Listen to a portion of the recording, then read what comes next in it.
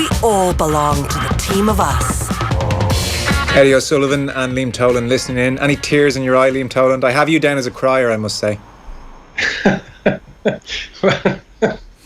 Well, I had some weekend in Twickenham. I started off in Cheltenham on Thursday. Myself and Mick Galway managed to get it's a miracle you made it home.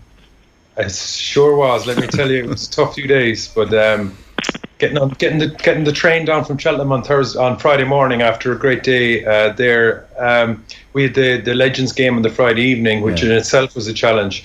But going out to Twickenham, it was one of those special occasions, wasn't it? Because you knew there was going to be a backlash from England, and particularly the way Eddie Jones selected his side, you felt that. Well, I felt that the corridor of power, the sparks that they picked. When you start looking at players like James Haskell, very, very limited in so many ways around footballing, rugby, and expected a big backlash. And just I couldn't have expected the opening try. When I look back on it and examined it, it certainly was no fluke. There was very little accident in it, and I just love the way Rob Kearney, where he started his run in following up Sexton's kick. It was very obvious that was pre-planned. It was very obvious it was preloaded, and the kick was quality. For Ireland to get up to 3 tries before half-time, certainly at half-time I was saying, oh my God, England have blown so many opportunities. I thought their shot selection in particular was very, very poor. They attacked one side when there was a weakness on the other side, or they didn't really expose Ireland when Ireland were at their weakest point. And at halftime you felt, well, we can win this game. We can almost even coast through to a Grand Slam final. And considering the challenges of the season, selection, just the outside centre challenges alone, you kind of say, what an amazing achievement. But when you listen to 1948 and you go the jump from 1948 to 2006, and you kind of think, well, it's only a few short years to 2000, from 2009, to now. But we've been so expected. We've been enjoying so much success that all of a sudden, I think the Irish psychic of this particular team this is where this team belongs. And it isn't a fluke. It isn't something that, look at, if the referee gives us the odd chance, or if it rains or something like that. It seems that this team can kind of battle snow, rain, sleet, a good solid turf. And I think all the luck has now gone out of it. I think this is a quality side, and it was just a wonderful experience. It really was a wonderful experience in Twickenham. Yeah, I can imagine. Jealous you got to be there. Eddie, as Liam says, this was not last gasp. There were no histrionics. There was no late drama. There were no blood and guts required.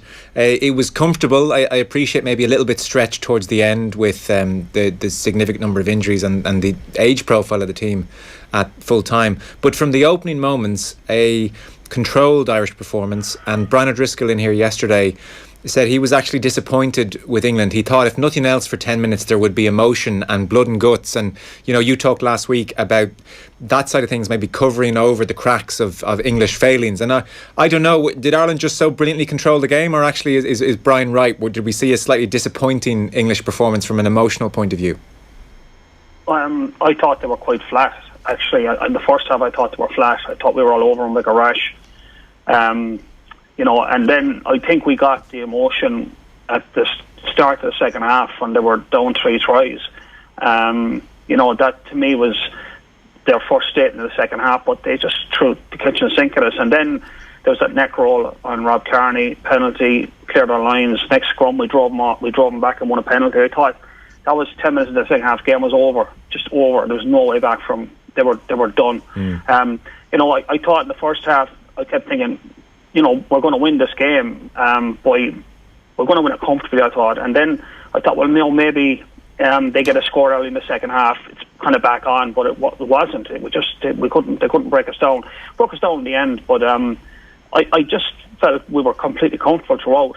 Now, part of that was how accurate we were. This is the first game in the championship where we've had less possession than the opposition. Yeah. In fact, we ended up with 46% possession and 42% territory. But we were so efficient in our executions. We got basically 3 chances and we took the 3 of them. And the other thing that's been a hallmark of the team is that they have this understanding that if you can score before half time, there's a whole psychological dimension to it. So against basically Wales, Scotland and England, we scored in the red at the end of all of those 3 halves. And like we broke Scotland with that try before half time, and I think we went similar to breaking Wales, and I think we broke England as well, because the difference in the change room at half time when you've just conceded a try or just scored one is night and day. Yeah. So I just thought we were comfortable throughout. I mean, all England's woes came back to haunt them. You know, their ill discipline, their problems in the back row, their defensive foibles, the fact that, you know, Watson couldn't catch the ball, the high ball. He was always going to be tested, and he lost the first most important one. So, like, yeah, I thought we were well ahead of them. I mean, there was probably talk at the start of the season, the Six Nations, that this was, you know, the game of between Ireland and England for the Grand Slam, and whoever won that would have bragging rights, you know, as being champions of Europe and possibly putting pressure on the All Blacks. There's no doubt who's holding that garland at the moment. Yeah. I do want to talk to you about the future and compare maybe how the 09 team evolved post 09, or maybe didn't, and what the 2018 version will have to do.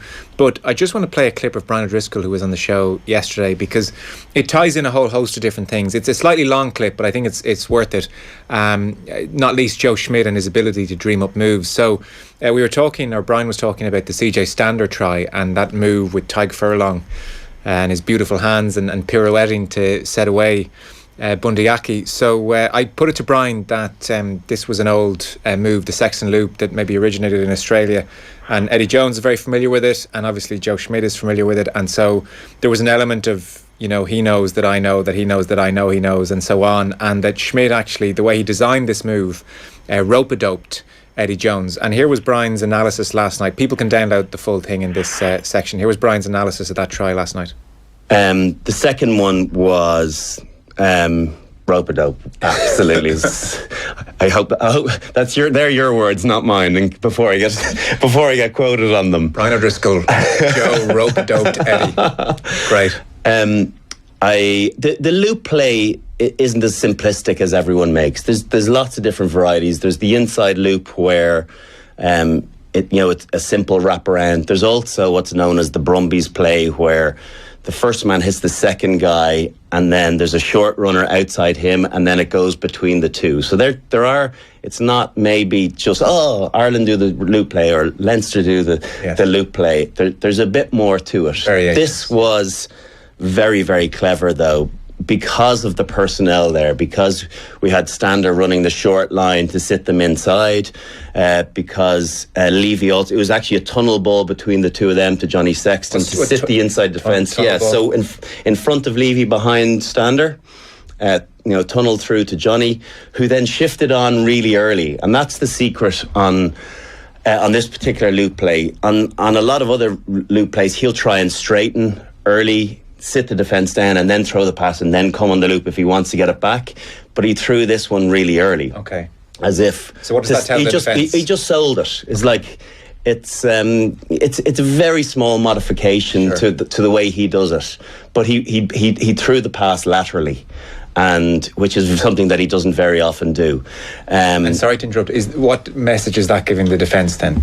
It spells that he's doing the loop play early. Okay. Right. So sometimes, by hitting it straight and then throwing the pass and coming on the loop, you don't know exactly what it is. By him throwing that pass early and getting on his bike, you know immediately that the loop play is about to happen. He tried to make it very obvious to them. Correct. I'm Johnny here, and I'm doing the loop play, everyone. This is the loop play that you've seen so often. So, how are you going to defend it? I'm going to get it back now in a second. Yeah. So how are you going to defend it? You're going to follow me around the corner, as Owen Farrell did. He actually gets excited, realising that the loop play is coming. He's like, I'm going to get him. Okay. Because when we played against Argentina years ago, when we used to do it with Ronan O'Gara, Felipe Contempomi used to do that at 10. He used to always chase Raj around and try and get to him. You sometimes you break the integrity of the line, because if someone steps back in, there's no hustle to chase there, but it's a risk that sometimes he was willing to take, and he had some success. So Farrell obviously saw that. They've been on Lions tour together. He likes the loop play. This is the loop play. And then the brilliant Stockdale's out the back, showing intent that they're going to go wide. You've got to have animation there. That's really important. And then you've got Tyg Furlong, who's a tight head prop. He's not going to have anything too flashy actually of skill wise. So you don't have Gary Ringrose in there. You've got Tyke Furlong, so it must be just a bog standard loop play. And then you've Bundy Aki outside him, who's kind of nonchalantly running up and looks a little bit disinterested that maybe he's gotten his timing wrong. And then you have this beautiful pivot pass from Tyke Furlong as Johnny is coming around, and the timing of it all happening. Johnny's just about to come around the back, and Bundy's just a fraction in front of him. You've got Farrell chasing Johnny. You've got Ben Teo about to read in and kill Johnny on the other side. He's like, the loop play's coming. Yeah. And then the little slip play as it's known. And then Bundy through. Gary Ringrose flooding there immediately, obviously thinking that's where they might have thought what the obvious try was. But credit to Watson, he got back and covered Ringrose. Johnny May got to Bundy Aki. But that skill to throw that past to Stander, who then made himself available after running that decoy, was a magnificent piece of skill from Bundy Aki. That's Brian O'Driscoll, Summer Brian O'Driscoll speaking last night. He kept talking about that try in detail for another 3 minutes, but we do want to get back to Eddie O'Sullivan and Liam Toland. Liam, when we talk about detail and what Joe Schmidt gets up to, I think that's worth playing because it's a lovely insight into just one move, one bit of preparation. But when we're talking about Joe Schmidt detail, we're probably talking about those instances like that times about 1,000. Yeah, but you know that when we reflect on the detail that Joe Smith is bringing to the Irish team, and the players themselves are driving that too. So I think that one of the gifts that Joe Smith has given Irish rugby is that the players now are hungry to drive that detail themselves now. They're not waiting for the master to do it. But the flip side, England are also doing their homework. And what I really loved about what Ireland have developed over the last while is that there's an intelligence about that detail that England simply don't have. In other words, as Brian described the move that has evolved there, that the English forwards and the English backs, I don't think at this point in their journey have the intelligence to be able to say, hang on, something else might happen that we haven't prepared for. And we saw that, remember the debacle last season with the Italian breakdown. They understand the breakdown laws, and the English players, like I'm talking about, again, James Haskell, like he's 60, 70 caps for England, and he's going looking to the master, the referee, help here, I don't know what to do. And I think that in all of this detail and all of this preparation, I think what's of crucial importance is the level of footballing intelligence. And you take someone like a Tyke Furlong and you go, hang on a second, we've been watching him, and especially him and Scott Fardy in Leinster, they've been doing that all season.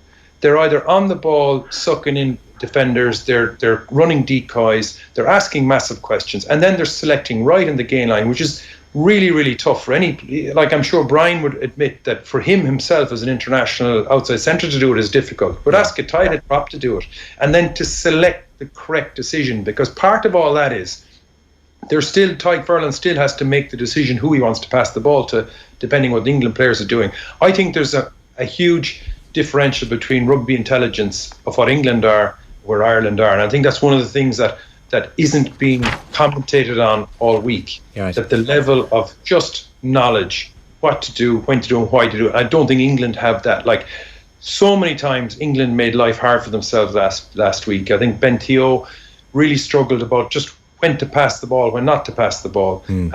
And I think they're miles behind on what we expect our players to do, our elite players to do. Yeah, it's quite extraordinary. Eddie and Liam, I'll bring in this as well. Can we look ahead then to the next 18 months, which culminate obviously in a World Cup? Gordon Darcy in his Irish Times piece today, Eddie, was making the point the biggest challenge for the next 18 months is in the top 2 inches. And he said, we did not evolve post-2009 like we needed to, for many reasons, and like the current team has the potential to do. And he said he was talking about personnel and styles of play. So, Joe Schmidt has a number of questions. For instance, next challenge up is the Tour of Australia. How important is it to go all out and win that? How important is it to rest Johnny Sexton or not? He won't want to be rested, or the likes of Conor Murray. Do you bring your strongest hand? Do you not? And then obviously we slingshot into the All Blacks in November. Well, it depends on what he wants, but I think comparing 9 to 18 is slightly different. I think in 9, that Grand Slam was the end of a journey, probably for a lot of players on that team, Yeah. This is the beginning of a journey for a lot of those players. Like the following players: Jacob Stockdale, Jordan Larmour, Gary Ringrose, Robbie Henshaw, Joy Carberry, James Ryan, Dan Levy, Josh Van der Fleer, Andrew Porter, Tyke Furlong, all 25 or younger. some of them as young as 20. Jordy Murphy and Anderson, 26. So the core of that team is very young. So they're on the beginning of a journey, not the end of a journey. So that's worth remembering as well, you know. So there's this team can kick on to create things. The age profile would say that. And you still have Sexton, and you have Murray, and you have Best, and you have Carney, and you have O'Mahony, kind of the senior players driving the bus, you know. So that's a really potent combination.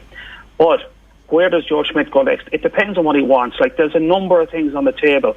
I think that the running to the World Cup is in 3 blocks plus one, the World Cup itself. Yeah. The next one is the tour, the summer tour. Then there's the All Blacks. Then there's the Six Nations. Then there's the World Cup. So I think he takes it in blocks. The thing that's running under all this is that if they were to kick on and they were to go to the Southern Hemisphere and win a Test series in the Southern Hemisphere, it hasn't happened since 1979. Yeah. Right, that's a long time. That's on the table. Australia are very beatable. We're good enough to beat them. Then we have the All Blacks. That's bragging rights for who's the best team in the world. And then there's the Six Nations. So I think he has to take it in those stages. But he has to probably roll the dice a little bit, possibly on the summer tour. Again in the autumn, maybe not against the All Blacks. We just have to put people like Marmite on the field to start, and Carby on the field to start, and Larmour has to start at some point, you know, because it is a big difference coming off the bench for a cameo role with 10 or 15 minutes to go if the game is in the bag, or, you know, filling in for a blood bin or something. Like, there's a big difference between told on Monday you're playing next weekend, and the whole build-up to it goes with it. So he probably has to expose some of those lads to that. He has the options, though. He mightn't expose them all at the same time. But if they were to go undefeated through the summer and into the autumn, they would play the All Blacks with a chance of setting the world record of 18 games undefeated. So that's another thing there that, you know, those opportunities are maybe once in a generation. Yeah. They're on 12 at the moment, aren't they? Yeah, but if you do the count, they 3 could in get Australia. to that game. Yeah. And then there's 3 in the autumn, you know. They've got Italy away, so that could be pushing them up to 18 games in November. So, look, they're all things he has to consider. But I think probably the most important thing is to continue winning as well. The whole energy out of winning is extraordinary in terms of just energising the squad, boosting them, giving them confidence, and the fact that they will kind of just get more and more confident in their skins the more they win. It becomes expectation rather than a hope, you know. Yeah. And they've won so many games now that, he has this juggling act to do, but if he takes it in those blocks and he's smart with his selections, as he has been, to his credit, he's made smart selections along the road, he can still blood those younger guys a bit more, give them more responsibility, more start time rather than bench time, and he could keep the show on the road. But he does have to kind of plot his way through it, and I think the way to do it is in those 3 major blocks, and then into the World Cup. Yeah. Liam, your thoughts on it? Johnny Sexton, by the way, just to throw his thoughts on this into the equation, and I know he's I dare say he wants to play every game, but he said of the Australian tour and how seriously to take it, we can beat teams at home, but you don't get a home game at a World Cup, and we have to know that we can beat these big teams away from home too, was the point he made. With time slightly against us, how do you think Joe Schmidt may map out these 3 blocks that Eddie's talking about? We sort of know the Six Nations will be taken seriously. It's Australia is maybe the one he has a bit of latitude with. I'm not so sure. Certainly any player worth their salt will want to travel to Australia, even if their banjacks, their leg is hanging off. I think I'd approach it in terms of adversity, and I would say in winning, Ireland have had to negotiate so many different challenges that will stand to them in the World Cup. And if they go to Australia, and of course they can bring Johnny Sexton and he can play the first game and maybe manage it beyond that or something. But I think Australia present a different set of challenges, as does the All Blacks, all of which go into the memory bank and into the muscle bank. I think it's of crucial importance to keep winning and keep managing the adversity as you go along. And I think Joe Schmidt will select on that basis. Now, whether he brings his entire team out and then drip feeds them back home after a test or second test or whatever, I don't know. But certainly the value of winning and handling all the different challenges is too important not to want to keep doing it. And last point then, Liam, I saw the RFU came out and gave Eddie Jones what in football terms we would call the dreaded vote of confidence. He goes to South Africa in the summer. There's no doubt in your mind Eddie Jones is going to make the World Cup. Things would have to unravel in an unforeseeable kind of a way, or do you think things are potentially about to do so? Well, I just saw him flip-flopping enormously last week in his total change of selection, which then leads into a total change of vision. So I'm confused by what game plan he wants to play. And if I'm confused as a guy sitting in the stand, what are his players thinking? How is he selling this? Is he going to lose the dreaded, the classic one? Is he going to lose the dressing room? I believe he's flogging his players to death. They look absolutely exhausted. And you factor in on top of that the Lions and then the difficult championship and the amount of minutes played. And you think, well, what is he at and what are the players at? I don't know what style of rugby an Eddie Jones team is playing based on what I saw against Ireland, England. And I thought they were very, very poor in an awful lot of aspects of what they did. Not to mention, just as Brian was saying the other night, you were suggesting that they just look flat. Yeah. So they look exhausted. So where did they go from here? What's their game plan? What's the velocity? That's their problem to figure out. But the key thing here is, England came second last in the table, yet they scored the second most tries. Their points differential is quite good. They're doing an awful lot right. They just didn't win games for whatever reason. If they can figure that out and adjust their game plan a bit, I think their 10, 12, 13 is still too complicated and their back rows all over the place. But I think playing Courtney Laws at 6 and playing Launchbury in the second row cost them hugely, along with other selection problems. So I don't know how Jones is going to manage to get himself out of this, but he's already thrown a lot of his players under the bus, which I don't think is the correct way a coach should be operating. Yeah. Final word to you on Jones, Eddie? Yeah, I think he's struggling at the moment. I think the chickens are coming home to roost in terms of his midfield. Is like his options are very limited in his midfield. He's got Farrell, Theo, and Jonathan Joseph, and that's, I don't know how many of those three will get into our midfield. Probably Farrell is the only one, but he's his best 10. And you saw that they did the ring at the end, like putting Farrell into 10, dropping George Ford, and that didn't work out well in terms of the midfield. Didn't bring Ant into the game. His back row is still a problem. He gets Billy Vinifola back if he's lucky. He doesn't get injured again, but he still doesn't have an open side. There are two major sections of your team that are not functioning well. I think that they do look tired, England, and they will freshen up by the time the World Cup rolls around again. Like, we have the best player management system in the Northern Hemisphere, and for that reason, the worrying about Sexton and resting guys, I don't think we don't need to rest guys. They've had already enough rest this year to carry them through the season. So I just think we have a huge advantage there. But I think he has a lot of navel gazing to do, Eddie Jones, to figure out where he wants to go next. But his problems haven't evaporated, and unless he fixed those major structural flaws in the team, I think he will struggle down the track again, because they'll re-emerge again when the pressure comes on against good teams like Ireland or New Zealand. Okay, lads, we'll leave it there. My thanks to you, Eddie, O'Sullivan and Liam Toland. Short break. Wednesday Night Rugby on Off the Ball. With Vodafone, official sponsors of the Irish rugby team. We all belong to the team of us. Moncrief. Gonna take a break after that? If you've a fear of flying, what do you need? A miniature horse. After that, the haunted doll of Wagga Wagga. After that, the black man with a white penis. After that, a chap in California who says he communicates regularly with dolphins telepathically. After that, something to celebrate the royal wedding. Condoms.